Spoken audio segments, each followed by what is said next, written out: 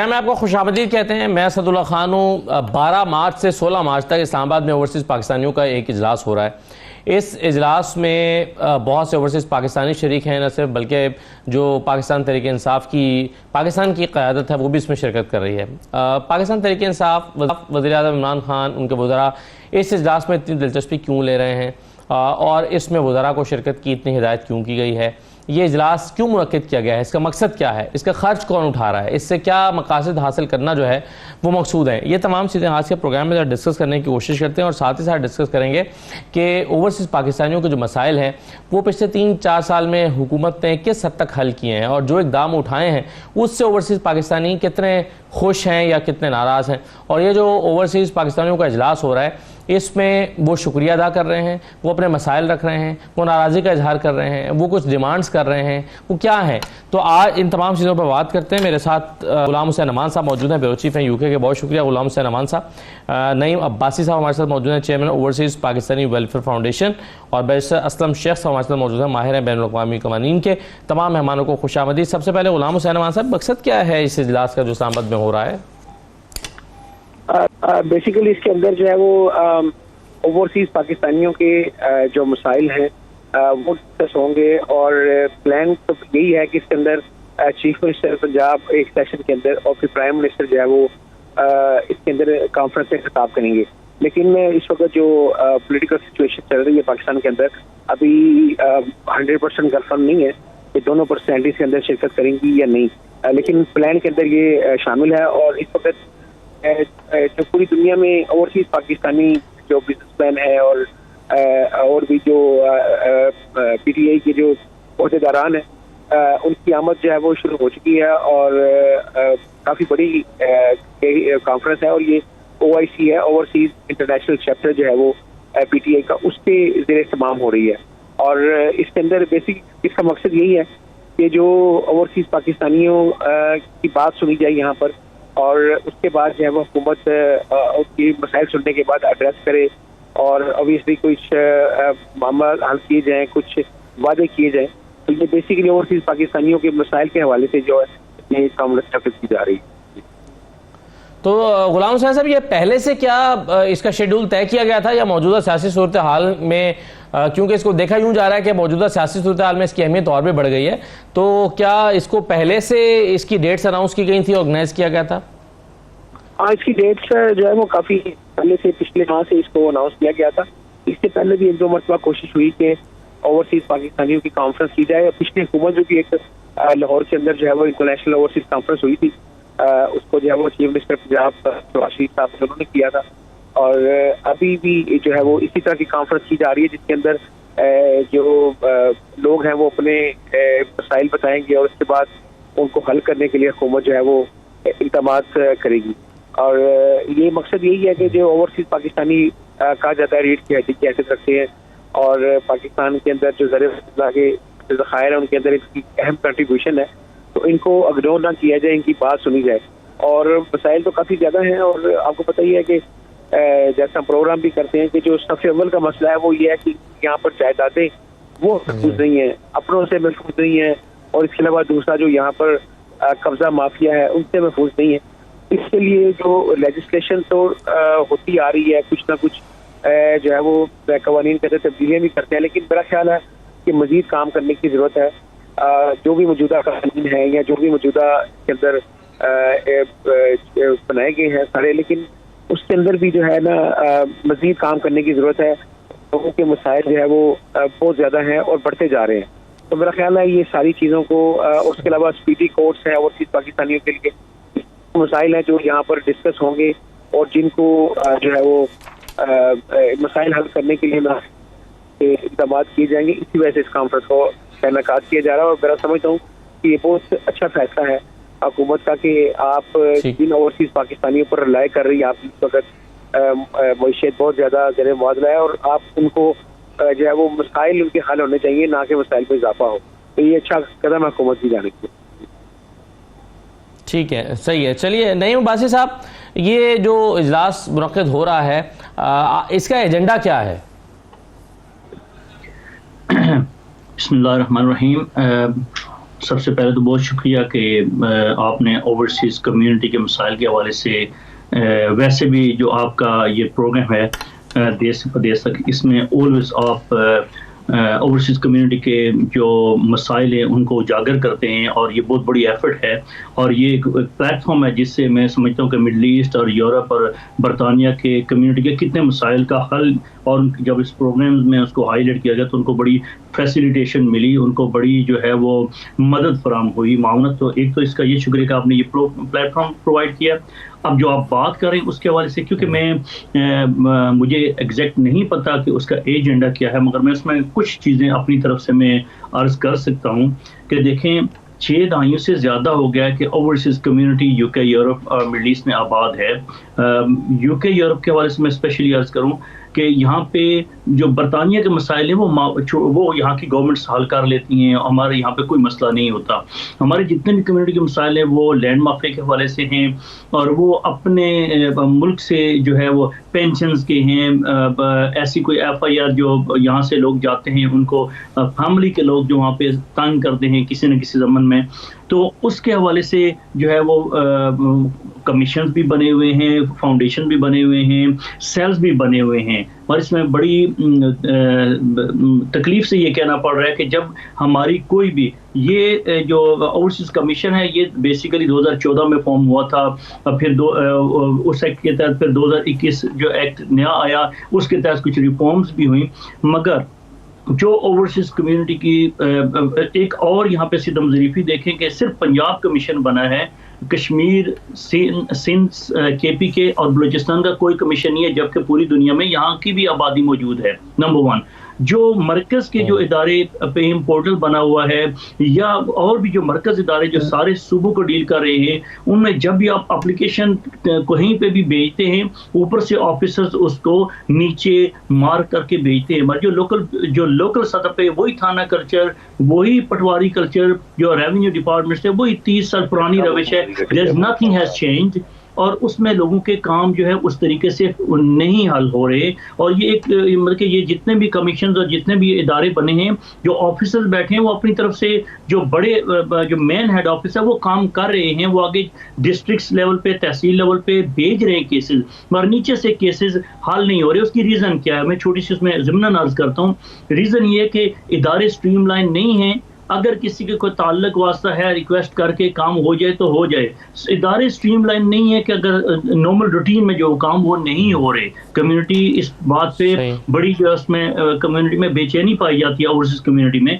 एक और बात ज़िम्नन अर्ज करूँ कि 2018 में जब पंजाब की अदलिया का आला अदलिया का वहाँ पे पंजाब हाई कोर्ट के जजेस और चीफ जस्टिस साहब तशरीफ लाए थे, वो भी उसके बाद मंसूर अली शाह साहब और अभी सरदार शमीम साहब तशरीफ लाए थे last couple of years before covid.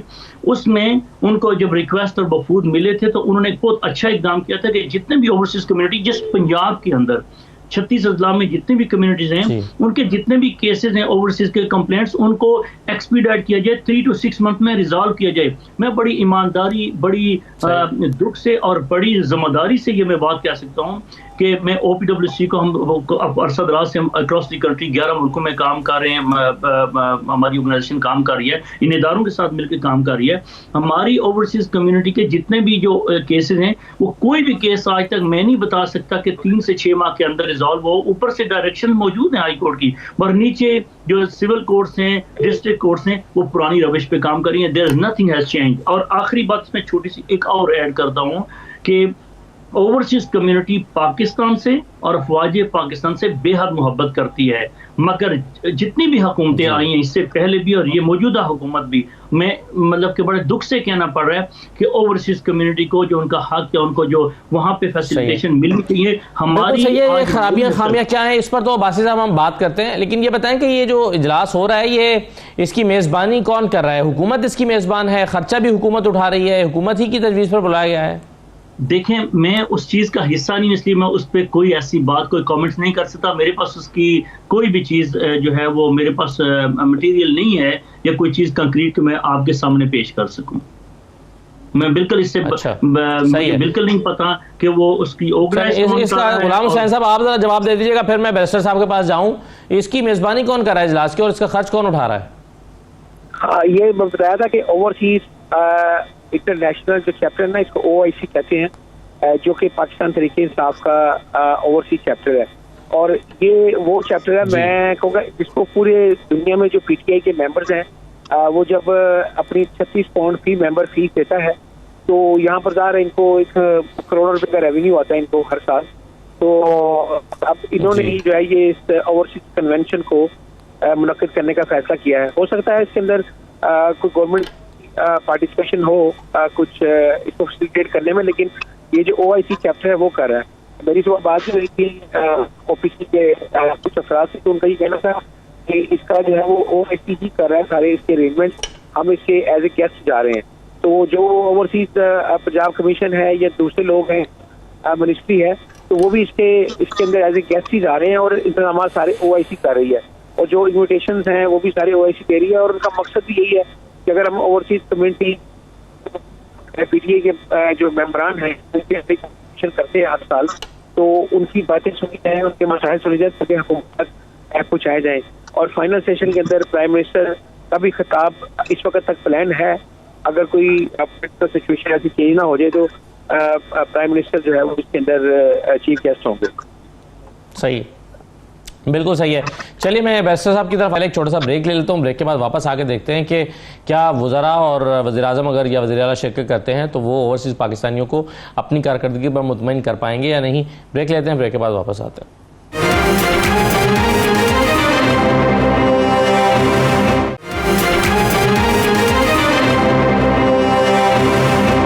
Break के बाद दोबारा आपको खुशामदीद कहते हैं। बैरिस्टर असलम शेख साहब, ये बताइए कि ये जो इजलास हो रहा है इसमें वज़ीर-ए-आज़म और वज़ीर-ए-आला की शिरकत भी मुतवक्का है, फिर कुछ वज़रा को भी इसमें शिरकत की हिदायत की गई है।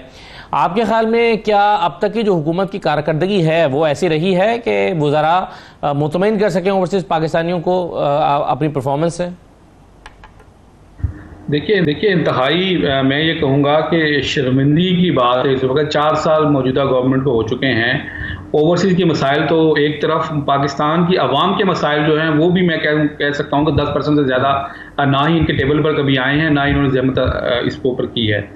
आप देखेंगे जैसे अब बाजी साहब फरमा रहे थे कि अभी तक इन जो मेहमान हैं और जो इस इजलास के मेन जो अटेंडीज़ हैं उनको अभी तक इस इजलास का एजेंडा ही नहीं पता। अब ये देखें कि ये भी इंतहाई हैरानगी की बात है कि ये जो जश्न मनाया जा रहा है किस चीज़ का, कोई 100 केसेस भी इन्होंने प्रॉपर्ली हल किए हों ऐसी कोई बात नहीं है। हम सारे ओवरसीज़ के इशूज़ के ऊपर कई प्रोग्राम कर चुके हैं। हमारी जो शिकायत वहाँ से आई हैं वहाँ की वहाँ पेंडिंग है। जिस तरह भाई साहब फरमा रहे थे कि जो निचली सतह पर जाते हैं केसेस वो वहीं पेंडिंग होते हैं, ये सिर्फ ऊपर से उसको मार्किंग करने के, नंबरिंग लगाने के और ये उसकी कारकर्दगी दिखाते हैं। अब ये किस चीज़ पर ओवरसीज़ की पाकिस्तानी का जो एक डॉलर एक पाउंड इकट्ठा किया हुआ उसके ऊपर ये पाकिस्तान के अंदर आलीशान किस्म का जश्न मनाया जाएगा, वज़रा तकारीर करेंगे और ओवरसीज़ पाकिस्तानियों के हाथ वही वादे और वही उनके दिलासे लगेंगे जो गुज़श्ता कई सालों से लग रहे हैं। कोई एक स्टेप भी इन्होंने फॉरवर्ड नहीं उठाया। अभी आप देखेंगे गुज़श्ता चंद माह पहले उन्होंने एक नया और पंजाब का ओवरसीज़ कमीशन अपॉइंट किया था और वो अब सेंटर की तरफ मूव हो गए हैं। पंजाब को फिर उन्होंने वैसे छोड़ दिया है। तो मुझे यहाँ पर हैरानगी इस चीज़ पर हो रही है कि गवर्नमेंट ने मौजूदा गवर्नमेंट ने अपने ही दौर के अंदर तकरीबन 3 कमिश्नर 4 कमिश्नर चेंज कर दिए हैं। तो इन मामला पर मुझे तो ये चीज़ समझ नहीं आ रही कि ये आखिर करना क्या चाह रहे हैं। ओवरसीज़ पाकिस्तानियों के मसाइल को ऐसे नहीं है कि उनको कोई चांद तोड़ कर लाना पड़े, कोई मरीख से कोई मखलूक लेकर आनी पड़े। इसी लेजिस्लेशन जो है वो उनको तब्दील करनी पड़ेगी, वो इन्होंने आज तक की नहीं है। जो यहाँ पर एग्जेक्टिव्स हैं उनका माइंडसेट चेंज करना पड़ेगा कि अगर आप ओवरसीज़ को यहाँ पर दावत देते हैं इन्वेस्टमेंट की, प्रॉपर्टी खरीदने की, पाकिस्तान आने की, नया पाकिस्तान और रोशन डिजिटल अकाउंट का झांसा दे रहे हैं, तो उसके लिए आपको ग्राउंड पर बैठ के कुछ काम भी करना पड़ेगा। उनकी जो प्रॉपर्टीज हैं उनकी इन्वेस्टमेंट को तहफ़्फ़ुज़ देना पड़ेगा। ऐसा बिल्कुल नहीं हो रहा। अब ये जश्न जो है ये इस प्रोग्राम में बैठे हुए लोग नहीं ये जानते कि इसका एजेंडा क्या है और क्यों मनाया जा रहा है। और ख़ास उस वक्त के ऊपर जब आप जानते हैं इस्लामाबाद का टेम्परेचर काफ़ी सियासी मामलात में हाई है। मुझे सिवाय इसके कि ये समझ नहीं आ रही कि वो एक इजलास की तस्वीर बाहर आएंगी और वो ओवरसीज के मुंह पे तमाचा होंगी कि देखिए आपके पैसों से हमने यहाँ पर जश्न मनाया और अब ये दिखाया जा रहा है कि हमने बड़े मसाइल हल कर लिए, हमने ओवरसीज पाकिस्तानियों को बहुत से जो केसेस उनको हल किया गया, सिवाय नंबरिंग के इसका कोई रिजल्ट नहीं निकलेगा।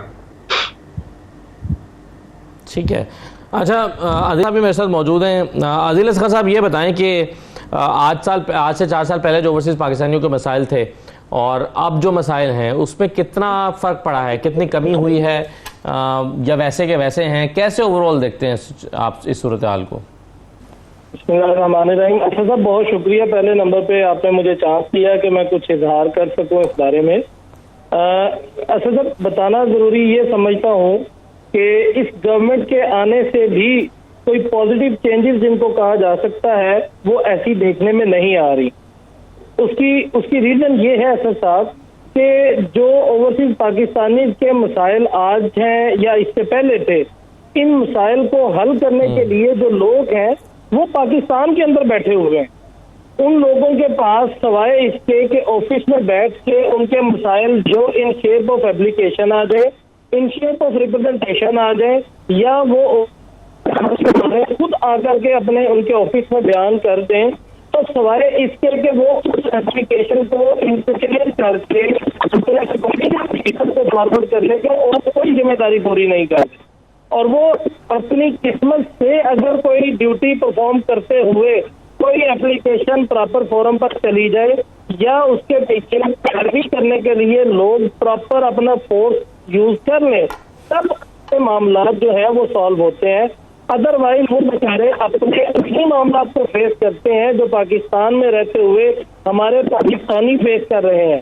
Reason behind this fact is that कि यहाँ पर जो लोग हैं वो अपनी जिम्मेदारी को पूरा करने के लिए तैयार ही नहीं है, और इनका सबसे बड़ा मसला ये है कि इनकी कोई ऐसी वर्कशॉप नहीं होती, इनकी कोई ऐसी ट्रेनिंग नहीं होती जिससे इनको ये चीज पता चल सके कि जो हमारे ओवरसीज पाकिस्तानी हैं इनके जिम्मेदारी को पूरा करना, इनके प्रॉब्लम्स को हल करना, ये प्रायोरिटी पे होना चाहिए।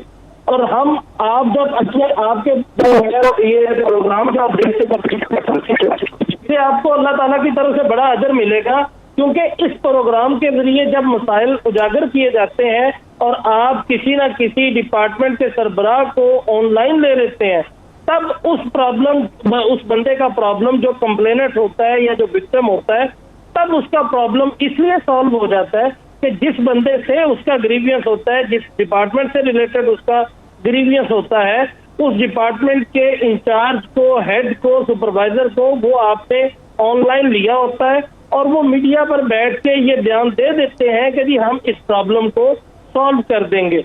लेकिन इसके बाद उनके जो दीगर लोग हैं जो नहीं पहुंच सकते खुदा ना खास्ता किसी वजह से, तो उनके मसाइल जो हैं वो एज इट इज ही रहते हैं। और मेरी नजर में इस वक्त हम हमेशा ये कहते हैं कि ओवरसीज पाकिस्तानी जो हैं वो हमारे मुल्क के लिए रीढ़ की हड्डी की मिसाल है, लेकिन I am sorry for that कि इनके जो मसाइल के हल के लिए प्रॉपर मामला होना चाहिए वो उस पर अमल दरामद नहीं है। कानून मौजूद है, कानून ऐसा नहीं कि कानून मौजूद नहीं है, कानून मौजूद है। ओवरसीज पाकिस्तानी कमीशन जो बनाया गया है, वो एक्ट जो बनाया गया उसकी सूरत में मौजूद है। उस एक्ट से आगे जो उन्होंने एडवाइजरी काउंसिल बना दी, कमेटियां बना दी, ये तमाम चीजें मौजूद हैं, लेकिन फिर वही मामला आ जाता है कि इस पर अमल दरामद की जरूरत है। जो अमल दरामद करने के लिए लोग बैठे हुए हैं वो यहीं पाकिस्तान में रह रहे हैं, उनको कोई हम ऐसी गाइडलाइंस नहीं देते, उनको कोई ऐसी हम इंस्ट्रक्शन नहीं देते, उनको कोई ऐसी हम ट्रेनिंग नहीं देते जिससे वो डिस्टिंग्विश कर सके कि जनाब इन नो डाउट के जहां पर भी नेग्लिजेंस किसी चीज की आए वो प्रॉपर जो है वो सॉल्व होनी चाहिए, उसको उसकी जो है वो रूट आउट करना चाहिए प्रॉब्लम को। लेकिन जो ओवरसीज पाकिस्तानी हैं ये हमारे वो भाई हैं जो पाकिस्तान से बाहर बैठ के पाकिस्तान के लिए ज़र मुबादला का जरिया बन रहे होते हैं। तो इसलिए यहाँ ऑफिस के अंदर बैठकर जो हमारे ऑफिसर्स हैं उनकी जिम्मेदारी बनती है कि वो अपने रोल को प्ले करें, अपने इख्तियारात को बेहतर कानून के मुताबिक जो है उसका इस्तेमाल करें, ना सिर्फ उन लोगों के लिए जो आपके तवस्सुस से उनके पास आते हैं, बल्कि वो लोग भी जो ऑनलाइन अप्लाई कर देते हैं एप्लीकेशन के थ्रू, जो अपने थ्रू अटॉर्नीज अपने यहाँ लोगों से रिक्वेस्ट करवा देते हैं। तो ये मसला एज इट इज है कि जितना लोगों ने एक्सपेक्ट किया हुआ था करंट गवर्नमेंट से, उतना उनके लिए फैसिलिटेशन जो है वो नहीं हो रही है सब। और इसके लिए तमाम लोग जो पाकिस्तान से बाहर बैठे हैं, जिनको हम ओवरसीज पाकिस्तानी कहते हैं, वो खुद भी परेशान है। हम पाकिस्तान में रहने वाले लोग तो हैं ही, क्यों? क्योंकि यहाँ पर कोई भी बंदा एक जगह पर, एक ऑफिस में, एक वक्त में, कोई एक ऐसा ऑफिस है जिसमें कई कई दफा उनको जो है वो चेंज कर दिया जाता है। तो ये मल्टीपल जो प्रॉब्लम्स हैं, ये तमाम वो मसाइल हैं जो इन लोगों की सेटिस्फेक्शन नहीं होने दे रहे। ये एक्चुअल रीजन है सर। सही, ठीक है, राइट सर। चलिए एक छोटा सा ब्रेक लेते हैं, ब्रेक के बाद वापस आते हैं और मजीद इस मामले में बात करते हैं। हमारे साथ रहिए।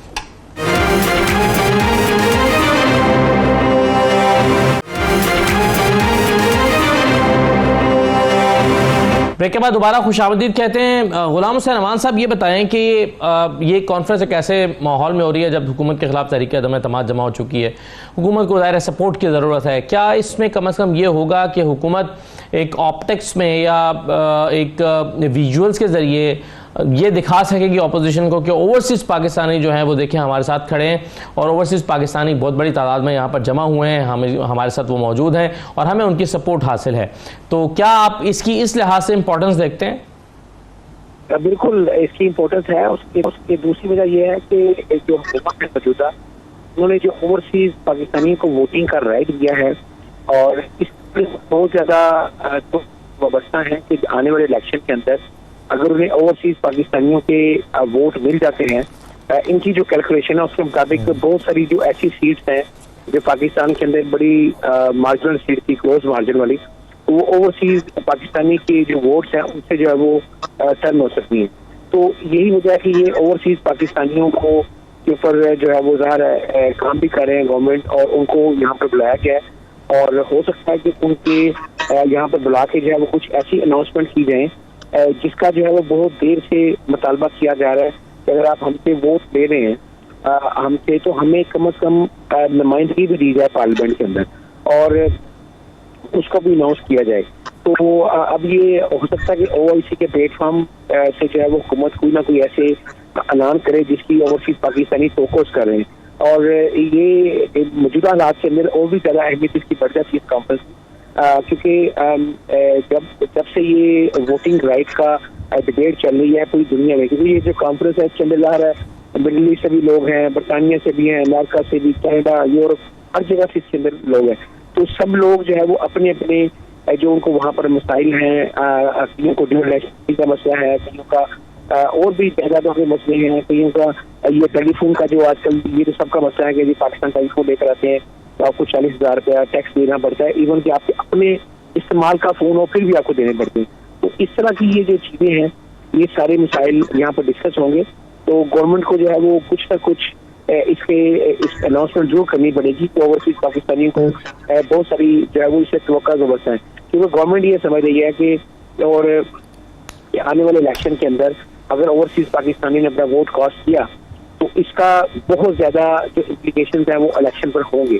तो इसलिए जिस तरह पिछली की गवर्नमेंट कर रही है, इसी तरह दूसरी पार्टी अपने कहीं मोबिलाइज करने की कोशिश कर रही है कि लोगों को कि अगर इलेक्शन के अंदर ऐसी होती है कि ओवरसीज पाकिस्तानियों की जो अहमियत है उनके वोटों की वो मजीद बढ़ जाएगी। जी सही है, बिल्कुल सही है। और अब्बासी साहब ये बताएं कि ये जो रोशन डिजिटल अकाउंट है ये ओवरसीज पाकिस्तानियों के लिए कितना फ़ायदेमंद रहा है, क्योंकि हुकूमत ये क्लेम करती है कि हमने इससे बहुत फ़ायदा उठाया, ओवरसीज पाकिस्तानियों को फ़ायदा हुआ, बड़े लोगों ने इसमें अकाउंट खुलवाए। तो आपके ख्याल में कितना फ्रूटफुल रहा है ये? देखें जी, इस हवाले से कोई भी देखें कोई भी चीज़ जो नई जो है वो दी जाती है, कोई भी सहूलत, तो उसके डेफिनेटली पॉजिटिव और नेगेटिव दोनों पहलू होते हैं, मतलब लोगों के लिए, कम्युनिटी के लिए। और ये एक अच्छी चीज़ थी है, और इससे कम्युनिटी के लोग फ़ायदा उठा रहे हैं, जहाँ तक मतलब जहाँ तक भी लोग कर रहे हैं अपनी तरफ से कर रहे हैं। मगर इसमें एक बात मैं ये ज़रूर कहूँगा कि देखें, जो ओवरसीज़ कम्युनिटी है वो तो मुल्क से मोहब्बत करती है, वो तो हर हुकूमत के साथ चली है, वो तो अफवाज पाकिस्तान से और मुल्क से मोहब्बत करती है, और वो चाह रही है कि पाकिस्तान के साथ पाकिस्तान के अंदर के जो है चीज़ें हैं वो वहाँ पे तब्दीली आए। मगर देखें ना, सितम ज़ईफ़ी ये है कि पाकिस्तान के अंदर जो हमारी डिपार्टमेंट्स हैं, इदारे हैं, रेवेन्यू है, पुलिस डिपार्टमेंट्स है, इनमें रिफॉर्म की ज़रूरत है, क्योंकि उनके मसाइल जब तक हल नहीं होंगे बाकी सारी चीज़ें मुहम्मल रह जाती हैं। और एट द सेम टाइम आपका जो ओवरसीज पाकिस्तानी कम्युनिटी इसलिए बहुत इंपॉर्टेंट है कि यहाँ पे बैठा UK, Europe, middle east, America, Canada, Australia में एक एक फैमिली मेंबर पाकिस्तान में ज़रूरतमंद 10-10 फैमिलीज के चूल्हे जला रहा है। तो यहाँ पे तो हमारी हुकूमत और हमारी कम्युनिटी को अप्रिशिएट करने चाहिए, ओवरसीज कम्युनिटी को, उनको आउट ऑफ द वे जो जाके उनको उनके मसाइल तरजीही बुनियादों पे हल करने चाहिए, मगर ऐसा बिल्कुल नहीं है। नहीं, मगर बासित साहब, मसाइल अगर मैं कहूँ कि मोटे मोटे 3-4 मसाइल क्या हैं ओवरसीज पाकिस्तानियों को, तो आप क्या कहेंगे?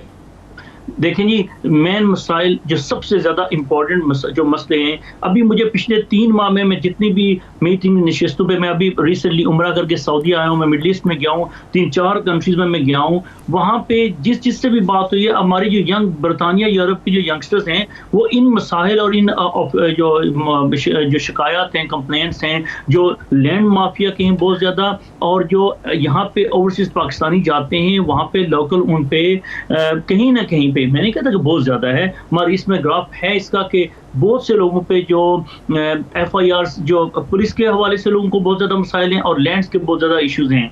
और इसमें नुकसान क्या हो रहा है कि जो हमारी यंगस्टर्स हैं, जो नई जनरेशन है, ये तीसरी और चौथी नस्ल, ये अब मिडल ईस्ट, और अभी जो मैंने आपसे जिक्र किया कि इन 3 माह में मैंने 5 से 6 फैमिलीज ऐसी देखी हैं जिनसे मेरी बात हुई। मैंने कहा कि पाकिस्तान में सोसाइटीज़ हैं, बड़ी अच्छे अच्छे मौके हैं, आप वहाँ पे इन्वेस्टमेंट करें। तो उन्होंने कहा जी हम इतने 100,000 या 80,000 या 50,000 पाउंड में हमें अपार्टमेंट्स इस्तांबुल में मिल रहे हैं, फलां जगह पे मिल रहे हैं, वहाँ पे सिक्योर्ड है हर चीज़। ये सो बेसिकली मैसेज ये कन्वे हो रहा है कि अगर हमारी गवर्नमेंट्स ओवरसीज कम्युनिटी को जान, माल, इज्जत का तहफ़्फ़ुज़ हकीकी मानों में सेल्स बना के, चीज़ें बना के खाली दखाना मत बनाएं इसको, वहाँ पे इम्प्लीमेंट करें। और जो लॉ हैं उस पर देखें ना, आपके कमीशन में, आपके फाउंडेशन में, आपके PM सेल्स में आप एप्लीकेशन ओवरसीज पाकिस्तानी डालता है और वहाँ पे वो एक सिविल कोड में एक कच्ची A4 के पेपर पे एप्लीकेशन दे के उस पर स्टे ले लेते हैं। यहाँ से गया हुआ बंदा 4 हफ्ते की छुट्टी पे जाता है, 4 वीक्स की हॉलीडेज लेके, यहाँ पे जॉब है,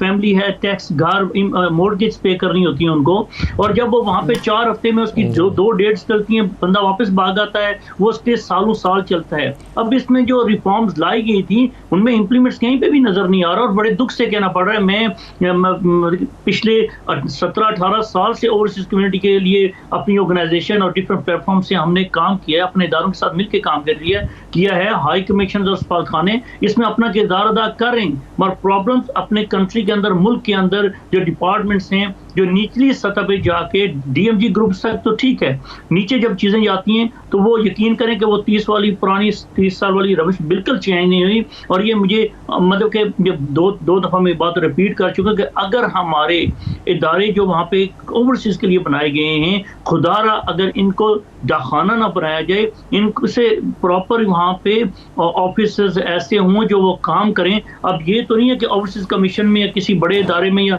जो PM सेल बना हुआ है वहाँ से एक ग्रेड 20 के जो रेवेन्यू के ऑफिसर हैं, कमिश्नर लेवल के या DIG ऑफिसर हैं, वो वहाँ पे एक SHO को या जूनियर ऑफिसर को 16-17 ग्रेड की मेहनत कर रहा हो और वो काम ना करें। मतलब कि जब आप एप्लीकेशन भेजते हैं तो इन इदारों के पास डायरेक्ट, मैं बड़ी जिम्मेदारी से कह रहा हूँ कि किसी भी इदारे के पास डायरेक्ट इख्तियारात नहीं है।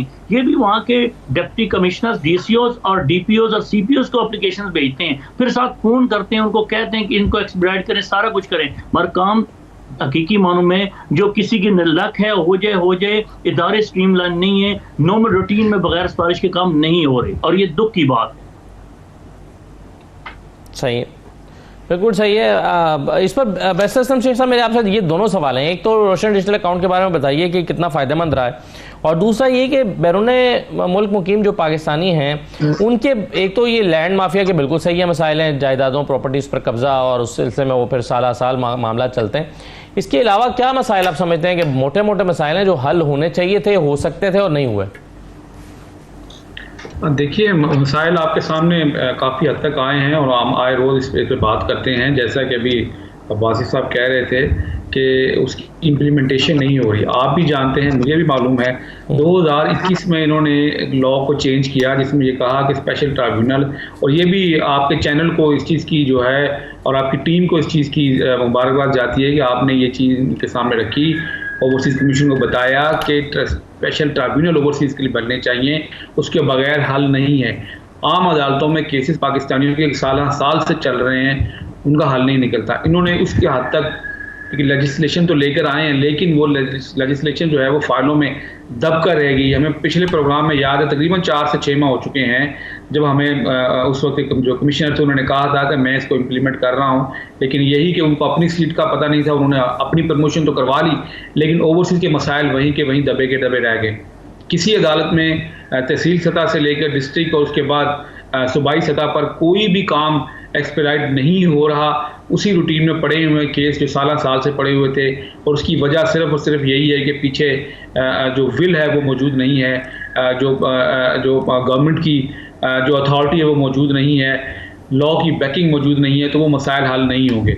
अब आपके दूसरे सवाल की तरफ आता हूँ जो है रोशन डिजिटल अकाउंट का। मैं पहले भी अर्ज कर चुका हूँ कि रोशन डिजिटल अकाउंट में चूँकि मनी ट्रेल के मसाइल आएंगे, जो अब भेज रहे हैं, जिन्होंने पहले भेजे हैं, तो यहाँ पर गवर्नमेंट ने 3-4 लॉज जो हैं वो इंटरनेशनल कम्युनिटी के या अपनी लेजिस्लेशन को सीधा करने के लिए नए इंट्रोड्यूस कराए हैं, जिसमें इन्होंने बेनामी ट्रांजैक्शन एक्ट का लॉ नया इंट्रोड्यूस कराया है, जिसके अंदर मनी लॉन्ड्रिंग के नए कवानीन आए हैं, और इनकम टैक्स जो मौजूदा कानून है उसके मुताबिक। अब प्रॉब्लम ये आ रही है कि दिन ब दिन नए से नए केसेस जो हैं वो टैक्स के हवाले से ओवरसीज़ के सामने आ रहे हैं कि जो भी ओवरसीज़ पाकिस्तानी, आज उनके लिए मैं समझ लें इंकशाफ इस प्रोग्राम में कर रहा हूं कि वो पैसे पाकिस्तान में भेजते हैं और टैक्स डिपार्टमेंट उसके ऊपर चेक लगा के बैठा हुआ है कि जैसे ही वो ट्रांजैक्शन भेजने में कोई उनसे ज़रा सी मामूली सी कोताही हुई या उनका अकाउंट जो है और टैक्स का रिकॉर्ड जो है वो स्ट्रीमलाइन ना हो सका किसी वजह से, तो उन्हें इंतहाई सख्त कवानीन के तहत चार्ज किया जा रहा है। उनके जो केसेस हैं उनके ऊपर भारी टैक्सेस लगाए जा रहे हैं, और उनको वही ब्यूरोक्रेसी अपने पुराने स्टाइल के साथ अपने दफातर में चक्कर लगवा रही है, और उसके बाद फिर वो पूरा एक केस जो है टैक्स ऑफिसर से लेकर और फिर अपील ट्राइब्यूनल और उसके बाद हाई कोर्ट और सुप्रीम कोर्ट तक वो केसेस के मामला अब शुरू हो जाएंगे। तो ये इंतहाई जो है वार्निंग वाली सूरत हाल है। एक तरफ हम उन्हें इनवाइट कर रहे हैं, जैसे हमारे बाकी पार्टिसिपेंट ने कहा कि पाकिस्तान में आएँ, प्रॉपर्टीज़ लें, इन्वेस्टमेंट करें, कारोबार करें, पाकिस्तान उनका घर है, और दूसरी तरफ हम उनके लिए कोई भी चीज़ स्ट्रीमलाइन करने के लिए तैयार नहीं है, कोई भी आसानी देने के लिए तैयार नहीं है।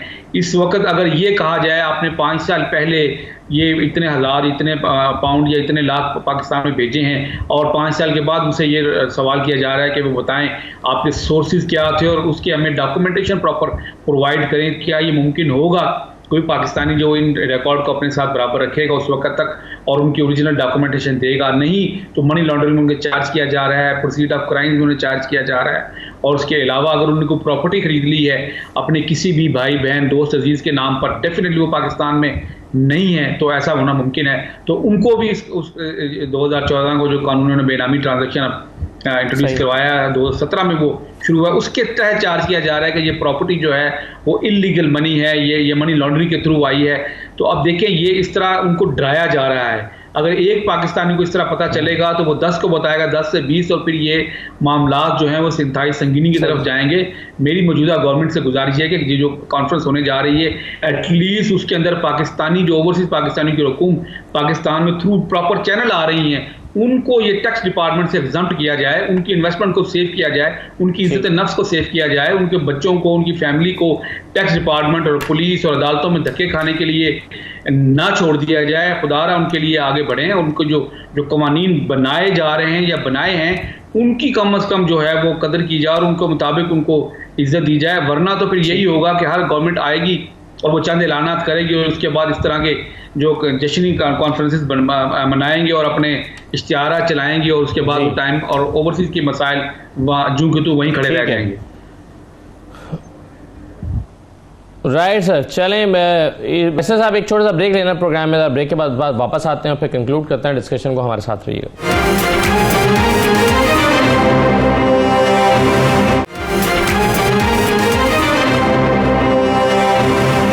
दोबारा आपको खुशामदीद कहते हैं। आदिल असगर साहब, ये बताइए कि आपके ख्याल में तजावीज़ आपकी तरफ से क्या हैं कि हुकूमत ओवरसीज़ पाकिस्तानियों को कैसे मुतमईन कर सकती है?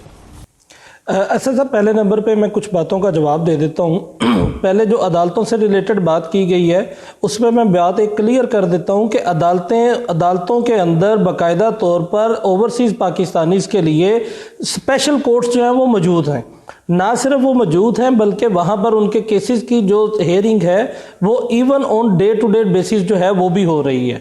इसलिए अदालतों से रिलेटेड ये बात कह देना कि शायद कवानीन जो अदालतों में केसेस की जो ज़्यादा पेंडेंसी है वो कोई उनकी रीज़न है, ऐसा बिल्कुल गलत होगा। सेकेंडली जो चीज़ आ जाती है कि हमें खुद अवेयर होना चाहिए कि हम अपने जो कवानीन मौजूद हैं, मैंने पहले भी एक बात की, मैं सिर्फ रिपीट कर रहा हूँ कि कवानीन मौजूद हैं, उस पर अमल दरामद करने वाले और करवाने वाले को उसके बारे में जो है वो पता होना चाहिए कि मैं किस तरह से इस पर एक्ट करवा सकता हूँ और किस तरह से मैं इसके बारे में आगे प्रोसीड करवा सकता हूँ।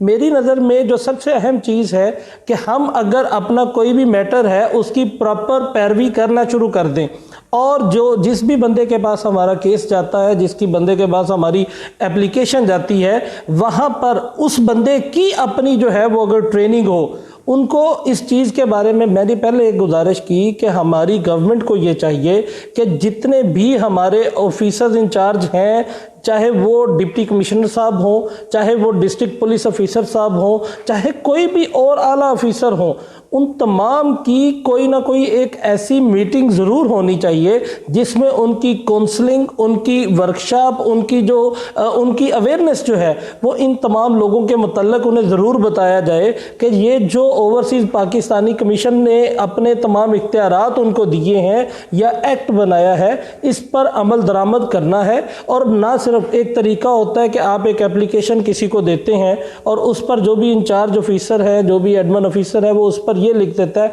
Act and proceed as per law. और दूसरा तरीका ये हो जाता है कि वो ना सिर्फ ये कहते हैं कि प्रोसीड एज पर लॉ, बल्कि उसमें कहते हैं कि हमें रिपोर्ट भी करें। इसमें ग्रीवियंस के रिड्रेसल के बाद हमें मैटर के बारे में अपडेट करें कि क्या उनका ग्रीवियंस जो है वो रिड्रेस हुआ या नहीं हुआ। यहाँ पर मैं ओवरसीज़ पाकिस्तानीज़ के लिए मैं ये एक्सपेक्ट करता हूँ कि जितने भी हमारे ऑफिसर्स हैं, चाहे वो ब्यूरोक्रेसी से रिलेटेड हों, चाहे किसी और क्लास से हों, उन्हें ज़रूरत है कि वो अपने इख्तियारात का इस तरह से इस्तेमाल करें कि वो ना सिर्फ उन पर प्रोसीड एज पर लॉ करें बल्कि उसमें अपने सबॉर्डिनेट ऑफिसर से रिपोर्ट मांगे कि कंप्लाइंस करने के बाद उनको रिपोर्ट जो है वो सबमिट करें। ये अगर आप किसी भी ये जितने कवानीन मौजूद हैं, ये पहले भी गवर्नमेंट की जितनी भी गवर्नमेंट थी तमाम में मौजूद थे सर, सिर्फ और सिर्फ उस पर अमल दरामद की जरूरत है। कोई ऐसी ज्यादा मैं इसको ये नहीं कहूँगा कि कोई ऐसी एक्स्ट्रा ऑर्डिनरी चेंजेस कर दी गई, सिर्फ डरा दिया गया है इस गवर्नमेंट के अंदर सवाए आप लोगों को। इसको मैं ये नहीं, अगर मैं ऑप्टिमिस्टिक अप्रोच में जाऊंगा तो ये कह सकते हैं कि अवेयरनेस आ गई है, आप एक्सप्लेन कर रहे हैं, एलेबोरेट कर रहे हैं। लेकिन अगर मैं पेसिमिज्म की तरफ जाऊंगा तो हम इससे सिर्फ और सिर्फ लोग डर रहे हैं। आप बार बार उनको एक ऐसा डर दे रहे हैं कि जिससे कोई भी बंदा पाकिस्तान के अंदर इन्वेस्ट करने में, पाकिस्तान के किसी भी जगह पर कोई प्रॉपर्टी को परचेज करने में वो इतना ज्यादा हैप्पी नहीं होता या इतना कॉन्फिडेंस नहीं होता जितना कि उसके लिए होना चाहिए। ये मेन चीजें हैं, आप उनको कम्युनिकेट करें, काउंसलिंग करें उनकी, ना कि उनको एलेबोरेट करते हुए डरा दें। ये जितने कवानीन बना दिए गए हैं ऐसा सब ये पहले से मौजूद है, आप भी जानते हैं, मैं भी जानता हूँ, टीचर भी तमाम लोग जानते हैं। लेकिन सिर्फ और सिर्फ पहले लोग ट्रांजेक्शन करते थे या पहले उनके ऊपर चेक एंड बैलेंस नहीं था, पहले भी चेक एंड बैलेंस था। अब सिर्फ और सिर्फ उनको डराया इस तरह से कर दिया कि वो सोच रहे हैं कि पता नहीं अगर हम ऐसे करेंगे तो हमारे साथ क्या हो जाएगा। खुदा न खास्ता हम ऐसा कौन सा सीरियस ऑफेंस जो है, कोई ऐसा क्राइम कमिट कर देंगे जिससे हम जो है वो खुदा न खास्ता पेनलाइज हो जाएंगे।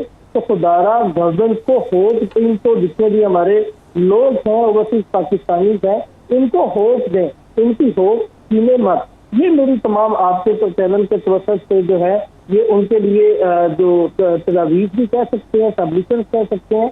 तो अब तमाम कवानीन मौजूद हैं, कोई ऐसा कानून नहीं है जो ऐसा नया बनाने की जरूरत हो। तमाम कवानीन मौजूद है, उस पर अमल दरामद करने और करवाने वालों के लिए जो है ये जरूरी है कि वो अपनी जिम्मेदारियों को पूरा करें।